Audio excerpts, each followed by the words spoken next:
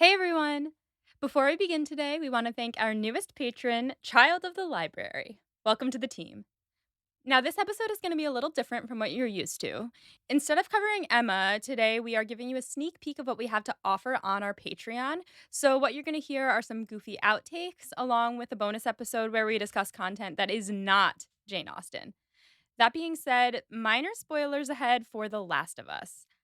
And with that, we hope you enjoyed this week's episode. So yeah, I have this like weird allergic reaction slash possibly remnants of a sinus infection where my cheekbones, like right by my eyes, keep swelling up. Oh no. You can kind of see it. It looks like I have pink eye under my eye. I thought you had a nice flush going. So sorry for the ASMR there. No, that is straight up just bright red, swollen, dry awfulness. Ugh, that sucks. Wow, we're falling apart. It's fine. It's a beer record, not a hot chocolate record. Yes. Cheers. Cheers. I have to say, so Mel and I, this is the gayest thing ever. For Valentine's Day, we just went to this bar near my house that like serves burgers and veggie burgers and stuff. And we went there for bingo night. We knew it was gonna be bingo night at 8:30. We still went to dinner at 6 o'clock. So we got our burgers and we were like eating our burgers and we were like, you know what? We have way too much time to kill. So we ended up coming back home. And then we went back for bingo night. And there was probably like 8 to 10 people there in total. And this is a large bar. There was like 10 of us playing bingo. And there was like 8 rounds of bingo. Mel won a round and I won a round. And so we got What did two you win? prizes. Well, Ooh. I'll tell you. We won a 4 pack of 6 Point Brewery Coquito Cowboy, Ooh. which is a 15.4% alcohol imperial stout aged in rum barrels That with is coconut, cinnamon, liquor. nutmeg. Yeah, no, it is That is more alcoholic than wine, right? yes. And I just spilled it on myself. So I'm going to sip that really slowly. And we also won a bottle of wine. I have well, I did have a drink at a work event, so I am having a little something something ale Nice. from Lagunitas, less alcoholic. Yeah, that's But probably an average beer. I do have to be honest though, we did see your Instagram posts and Which one? of you at bingo. Oh, yeah. Right, because Mel's on I Yeah, forgot yeah. my neck. Yep, this is already going to my head. It's all good. Continue. It's all good. But Mike looked at the photo and he just went, "Wow, they are just like the stereotype of like retired old gay women." Yes, and you know what? I like that there's a stereotype for retired old gay women. It's perfect. Oh, you haven't watched Last of Us season 3? There's a season 3 of The Last of Us? Episode 3, Oh, episode 3, episode 3. sorry. I was like, "Wait, I'm more behind than I thought." No, we haven't yet. No. Okay. I don't want to give anything away. Oh, no, is it It is makes me think of a line and I'm not going to say it. okay. Oh, no, is there a retired old gay woman who's gonna die? Don't tell me. No. Okay. Phew. I'm not going to say anything except that is an inaccurate statement. Alright, okay. Alright. I cannot wait to keep watching The Last of Us. I wonder if Mel and You I will be you able to guys get my can mom watch to watch without it. me if you want, but I might ask Mike permission because he's gone this weekend for you and Mel to come over. Oh, but We're gonna be you're gone. away. Yeah. You guys should watch it without us if you want to, but if you wanna come over and watch it with us, you should, but regardless of whatever you do, you should certainly record it for our patrons. We will come over if we don't watch it. Well, we probably won't watch it in Syracuse because my mom, even if we were to get her to watch it, which I don't think we will, we'd have to start at episode 1. So, um, we'll come over and watch it. And if we have to watch it beforehand, I'll be sure to record myself. But It's okay. When do you get back from Syracuse? oh, when do I get back? On Monday. What time? Because we could do vegan Chinese and Last of Us on Monday night. Our rental car is getting picked up. Have you ever heard of Kite? Maybe I should get them to sponsor us. It's a new app. They drop off your rental car for you and pick it up at the end. And it's really nice, and it's actually pretty cheap, and, you can add it up to 4 drivers. Anyway, uh, they're gonna come pick it up at 7.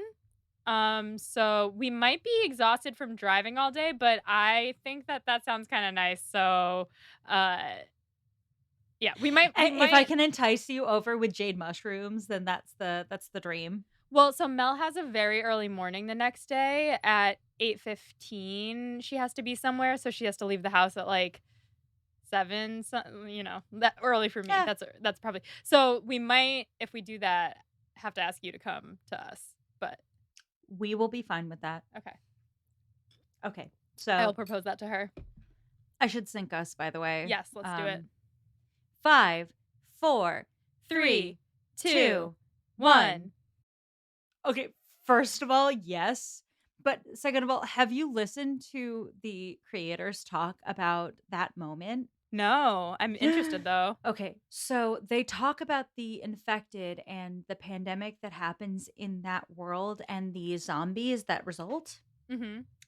And they talk about that moment as this moment where like there's something hauntingly beautiful about the infected Because there's this, like, inkling of a humanity. humanity And trying to humanity trying to peek through. that's what's so scary about the world of The Last of Us because what they don't specify for you is whether or not people can feel what is happening to them. Yeah. Ugh. Side note, the bar is pumping right now. Boots and cats and boots and cats and I can't hear it if that makes you feel better. I'll be able to hear it in the editing, but Graham will fix it. Okay, perfect. So put this in the outtakes, but so sorry for all the slurping you're getting while you're talking. I'm so It's fine. hungry. I have the sound turned down so that you don't, like, come through my headphones. So I'm, like, not really hearing your slurping, but I'm just, like, feeling my entire house vibrate. When I slurp. No, with the bar below me, so basically we're Oh, just, like, a I mess on got both ends. you. I was like, I'm not slurping that loud.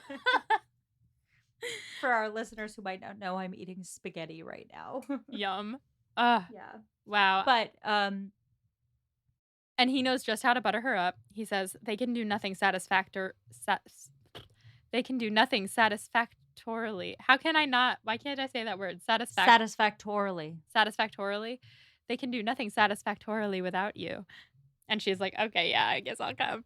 And so they go to the Crown Inn, and they find Mrs. Weston stressed and Mr. Weston just loving everything about it. Uh, Would it be satisfactory? that they're doing it satisfactorily. Like, they're doing it Go on, go hang on. on. I'm gonna make sure that's what it says in the book. Yeah. Um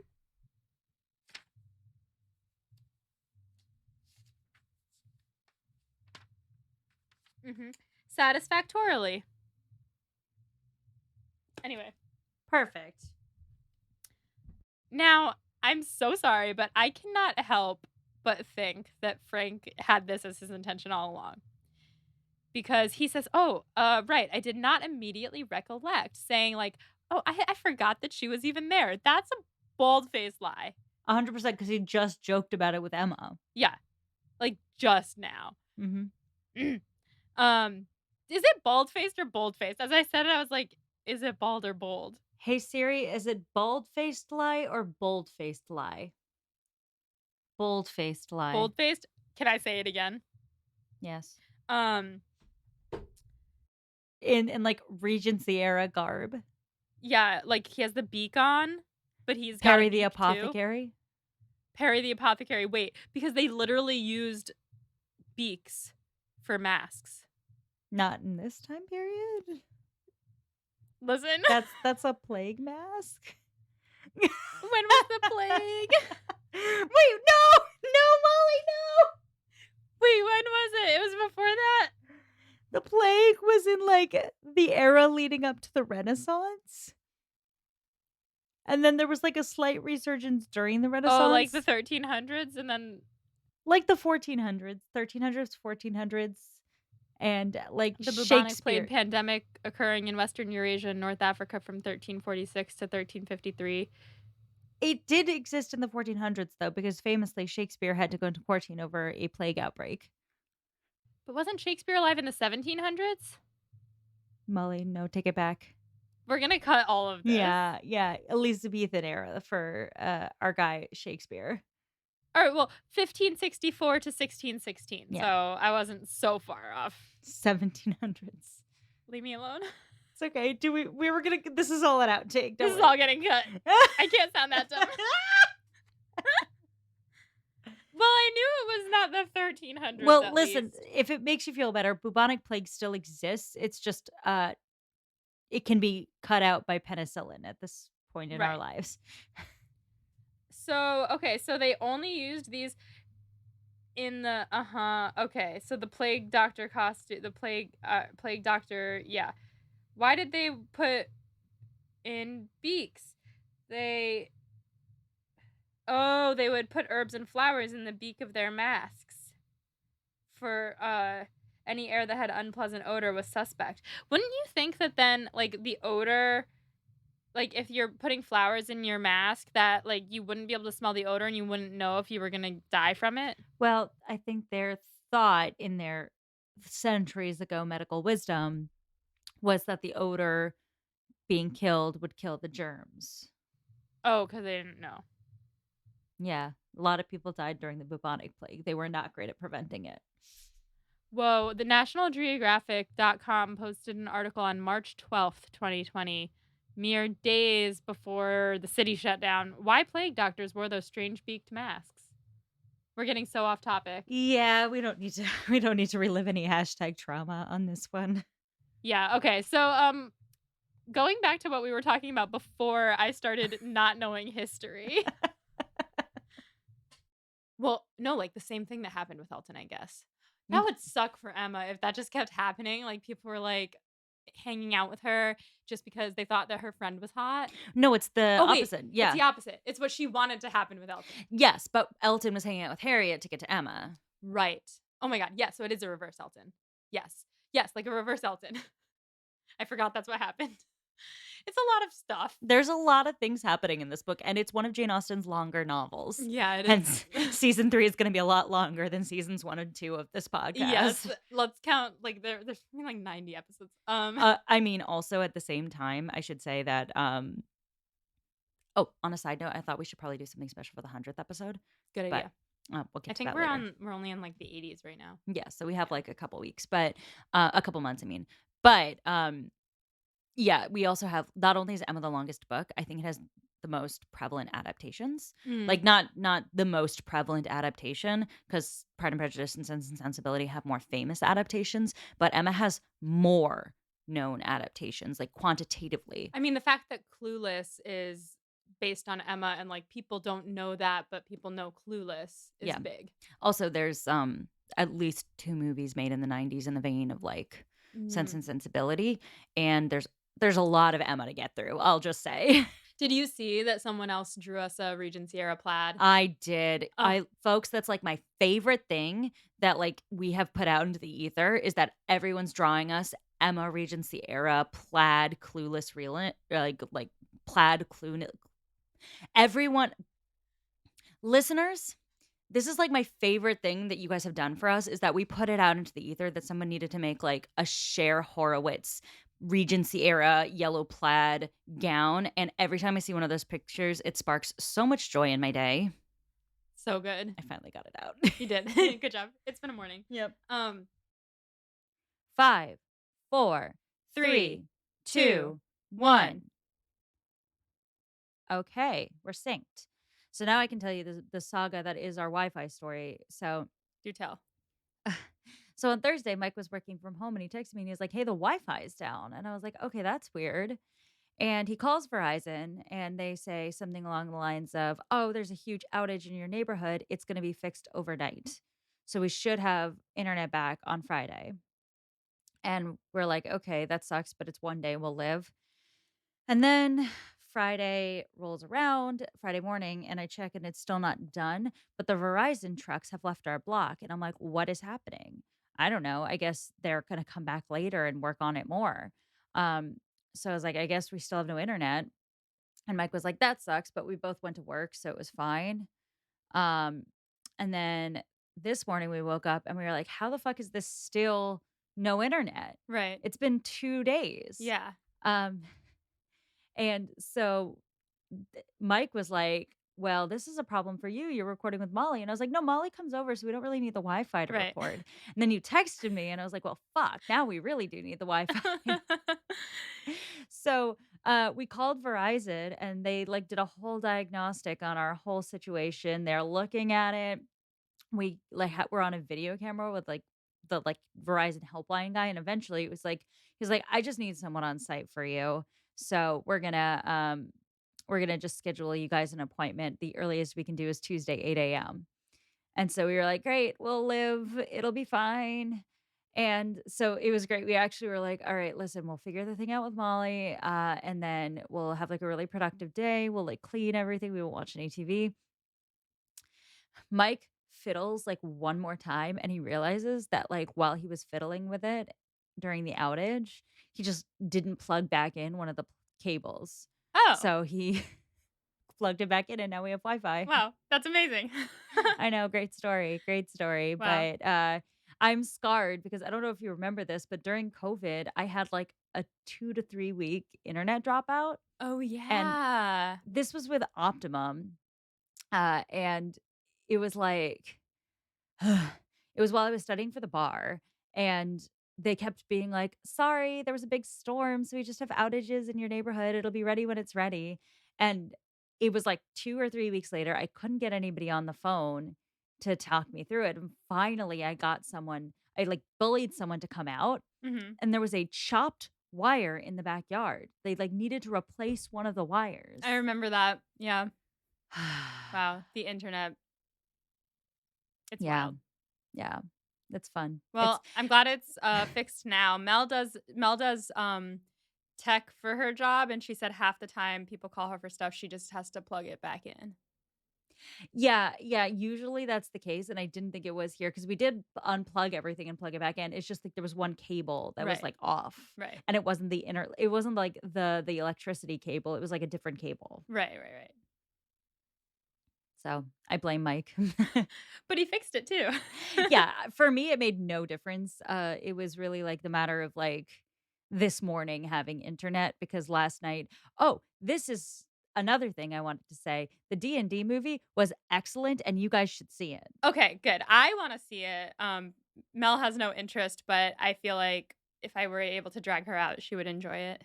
Would she be more interested if I told her the vibes were more like Ella Enchanted, Princess Bride, Stardust Yes. than anything else? Uh-huh. Because it's not high fantasy. It's like a funny little like fantasy romp with heart. Oh my god. Oh, I love It's that. great. Okay, It's and so Hugh fun. Grant's in it, right? Oh yeah, and he's great. Our And baby so is boy. Chris Pine. Reggae Jean Page from Bridgerton is in it too, and he is very handsome. Yeah. Michelle Rodriguez is in it, she's also awesome. Yeah, it's just, like, filled with, like, hot people, and they're all really talented and funny, Wow. and yeah, it has that sort of, like, tongue-in-cheek, fun little fantasy one-off vibe that you rarely get nowadays. Highly recommend, had so much fun, would maybe see it again at Nighthawk if you guys wanted to join, but if you wanna see it on Sunday, Mike and I did already see it. Well, we ended up actually getting tickets to a show tomorrow. We're seeing Seagull, Woodstock, New York. Um, Oh, yes, cool. I got comps through work. So now we're doing that as our, like, outing of the day. Well, I assure you, we're going to have to go to Nighthawk. It's so much fun. We'll Yes. find a time to go see a movie there. If it's D&D, it's D&D. If it's not, it'll be something else. Yes. Hi, patrons. This is Becca. This is Molly. We're going to talk about content that's not Jane Yeah, Austen. we're not here to talk about Jane Austen. Maybe that should be our intro for this. Like, this is Becca, this is Molly. We're not here to talk about Jane Austen. Certainly not here to talk about Jane Austen. We're going to discuss other pop culture content that the two of us are consuming this month, I guess I should say. So, if you are enjoying this segment, let us know.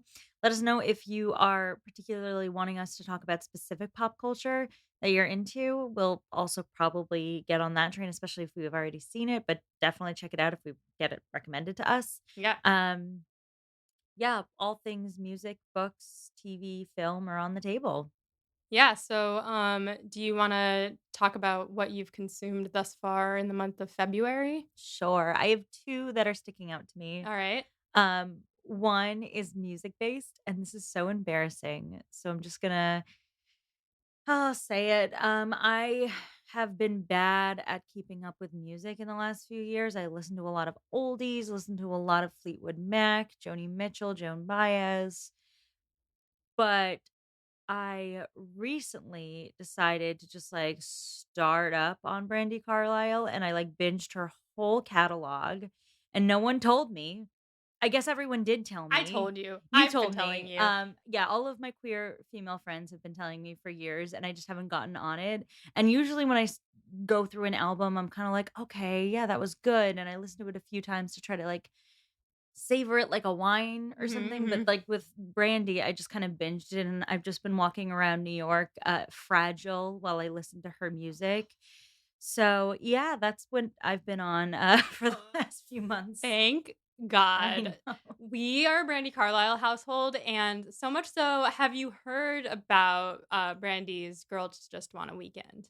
No. So every year, Brandy rents out an entire private resort in Mexico, and she brings all of these like powerful women artists to come and just do 4 days of all day concerts going deep into the night with like workshops with everyone like runs workshops and like there's everything's it's all inclusive and it's just a big gay party, big gay and women party, and men are allowed too, but you have to understand if you're a man attending that it's not for you, so you have to be there as an ally to women and queer people.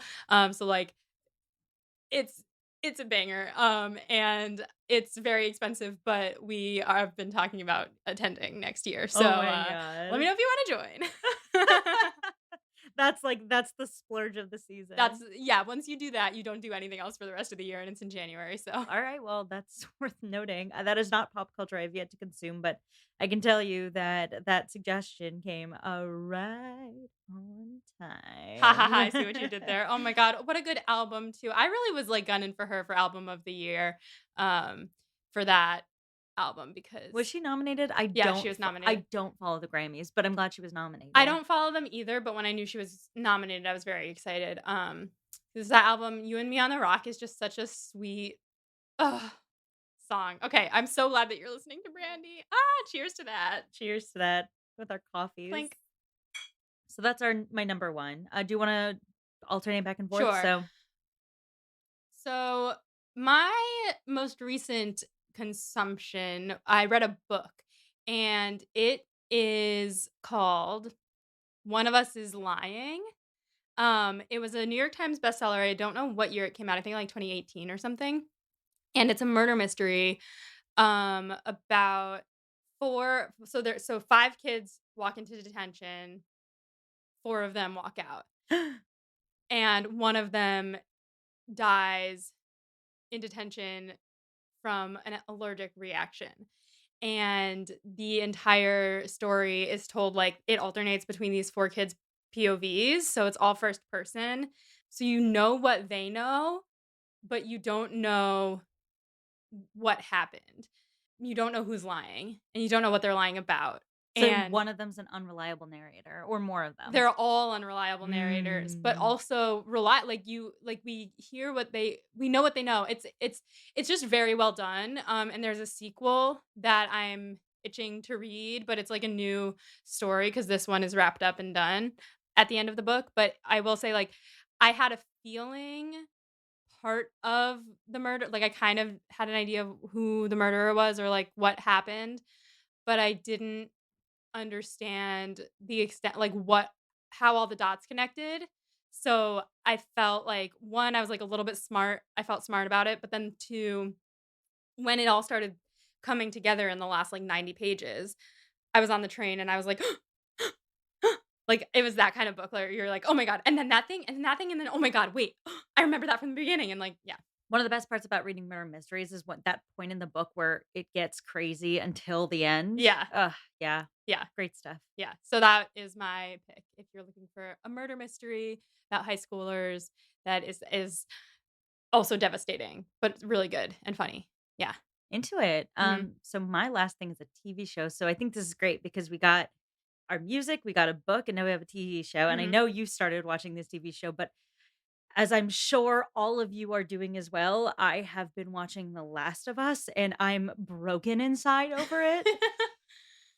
I don't want to give anything away, but I did watch an episode last night that had me choke sobbing Ugh. over my television. And I was choke sobbing over just the first episode last night. I mean, the first episode does make you cry, and it's so fucking good. It's really well done. So, I started watching the show with, my boyfriend Mike, my best friend and her boyfriend, and my best friend and Mike are both gamers, and her So they played it boyfriend before. and, I are not, so we didn't know the story. So they know what happens, and they're also, like, evaluating it as, like, an adaptation, Mm. whereas my friend's boyfriend and I don't know what happened, so we are watching it like fresh story for the first time, and all 4 of us are just obsessed with it. We text about it, and so, for those of you who live under a rock, The Last of Us is a post-apocalyptic story. A bunch of mushrooms make us zombies. Mike also insists on us eating mushrooms every time we watch an episode. Oh my god. So we started it, and Mel, as everyone knows, does not like scary things, and she's the one who pitched us watching it, and I was like, "Really?" Um, and as it was starting, like, that first in the first scene, they're talking about, like, pandemics, and it's in the '60s in the first scene, just for anyone who hasn't watched it. This isn't a spoiler because Mhm. it's the first scene. But there's 2 epidemiologists, and one of them is saying that, like, a pandemic is a big threat to humanity, a viral pandemic. And he's like, "It'll wipe us out, it'll get on airplanes, it'll come from one place to another place within hours." Like, it's and stuff that we know happened. And the other guy is like, "That's not really a threat to humanity. That happens every couple hundred years or whatever. Like, we bounce back, we win, we always win. The real threat is fungi." And when those he's like, "Well, the other guy's like, "Well, fungus can't live inside the human body because it can't live above this temperature." And he's like, "Yeah, but say that there was a reason for the fungus to adapt. Like, the world gets a little bit warmer. The fungus could get inside of our body, take over our mind, and, like, turn us into mushroom zombies." Which, spoilers, is the plot of the show, and it's hmm. So, I'm not like a zombie person generally. We talked about this with Mike Schubert on the show. I like Mhm. some zombie content, but I'm not like someone who seeks out zombie content. Sure. It's fun in certain But this doesn't circumstances. feel like zombie content. The thing that sets this apart for me is it's the first zombie content I've ever watched. This is really more about the pain of surviving a zombie apocalypse than the actual surviving of a zombie apocalypse. Like, Right. what it means to feel the pain of surviving a zombie apocalypse. Totally. And also, to me, it doesn't even feel like a zombie apocalypse. Like, it feels so akin to, like, something that we know could happen, and the way they describe it in the beginning is so scientific and so realistic that, like, when we started it, Mel was like, "Maybe this is gonna be scarier for you than it is for me because 'cause I'm a big hypochondriac and, like, Yeah. afraid of illness." So, I was like, "Oh, no, oh, no, oh, no," but, I like it when it's on TV and not in my real life. Totally agree. And also, I was gonna say, on this being like a pandemic thing, I should say also like this is quote a zombie show, but it's also they don't ever use the word zombie. The idea is they're the infected, quote unquote, and it's a pandemic, not a zombie apocalypse, Right. which is scarier because we've all lived through a pandemic. Exactly. It's like they really, picked the right time to make the Yeah. show. There are some moments in the first episode that I still think about with a chill down my spine, like the without giving anything away, the moment where Sarah's at the DVD shelf. And you see behind her in the Yeah. yeah, no, Yeah. Mel and I were like, "No, no, no, no, no, no."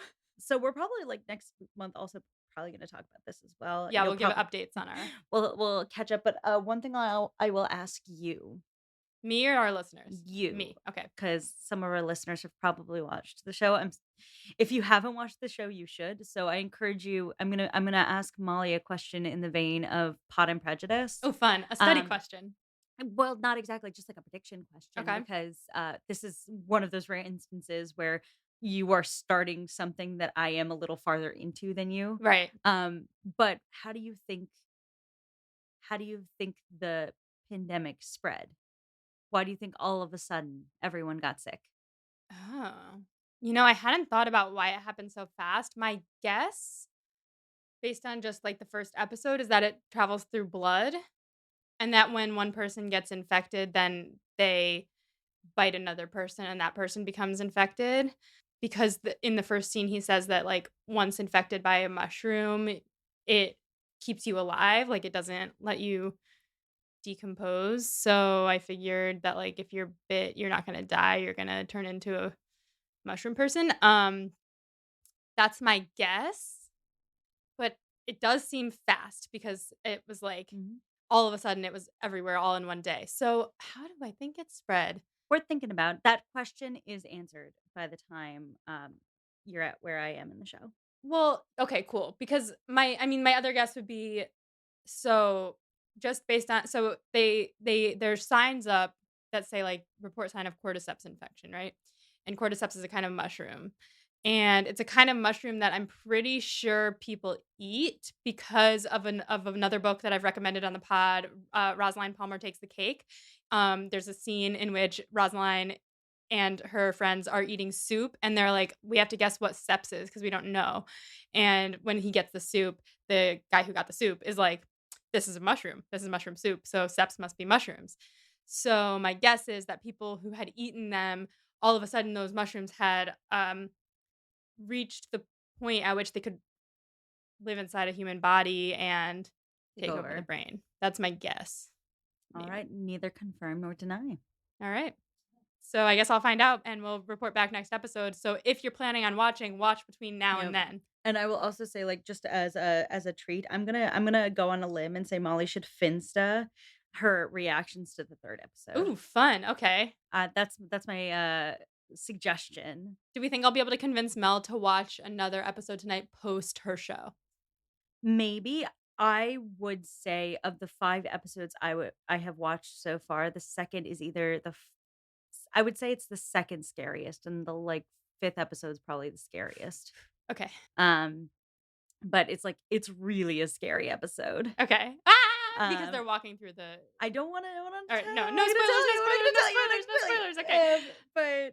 But it's really scary, but I would say even if you cannot get Mel to watch the 2nd episode, Mhm. you gotta get her to watch the 3rd episode. That's the only thing I will say about it. I don't think she'll watch if she doesn't watch it in order. Well, maybe she will. I'm a watcher in order kind of person. Without giving too much away about the 3rd episode, there is a way in which it is a slightly quartered off story. Oh, okay. So she could theoretically watch that episode without having watched the 2nd episode if she really can't do it, and I think she would enjoy the 3rd episode in a way she might not the rest of the show. Mel, Molly's girlfriend, is a little bit of a scaredy cat when it comes to horror stuff, Mhm. whereas Molly, Mike, and I all adore horror content, Mhm. so, like, But Mike and I she are fine to watch it, but but this was her idea, so I have to just keep reminding her she's the one who got me hooked. So Yes.